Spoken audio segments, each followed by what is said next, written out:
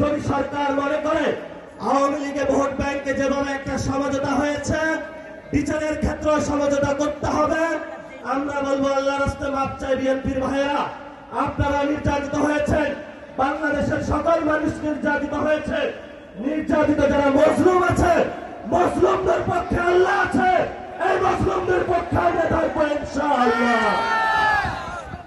Last যে কথাটা, এই যে ইলেকশন হয়েছে, আমিরে জামাত বলেছেন যদি সেই ইলেকশনের রেজাল্টটা মেনে নেওয়া হতো তাহলে বাংলাদেশে একটা গৃহযুদ্ধ হতো। আমরা বাংলাদেশে একটা গৃহযুদ্ধ চাইনি বলে এই পর্যন্ত আমরা শান্তি এবং শৃঙ্খলার সাথে রয়েছি।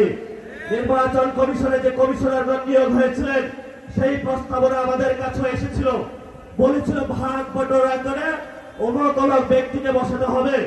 সেই সময় আল্লাহর সহায় থাকার কারণে এই সব গোপন সংলাপ আলোচনায় আমরা রাজি হই নাই।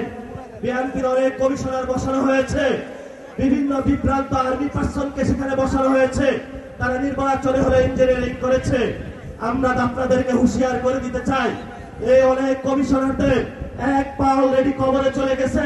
এই অবস্থায় আপনারা যদি বাংলাদেশের মানুষের সাথে গাদ্দারি করেন, প্রতারণা করেন, লোকাল গভর্নমেন্টে যদি আবার বাংলাদেশে কোনো ইঞ্জিনিয়ারিং এর ব্যবস্থা করা হয়, বাংলার রাজপথ প্রত্যরিত হয়ে উঠবে, আগুনে তপ্ত হয়ে উঠবে ইনশাআল্লাহ।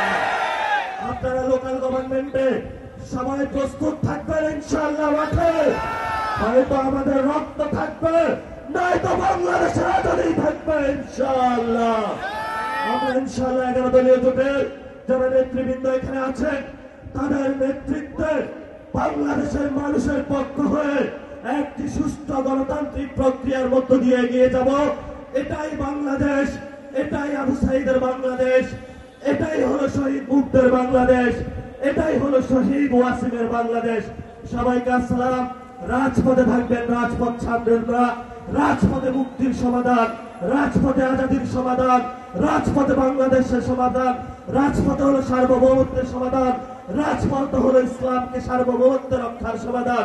এই সমাধান আমাদেরকে ইমানি দায়িত্ব, দেশপ্রেমের দায়িত্ব, এই দায়িত্ব আমাদেরকে আদায় করে ইনশাআল্লাহ আমরা ঘরে ফিরবো। মিল্ক ক্রিম আর এক্সাইটিং ফ্রুট ফ্লেভারে তৈরি হুররে ওয়েফারের মানচি টেস্টে আপনিও বলবেন টেনশন দূর রে, হয়ে যাক হুররে।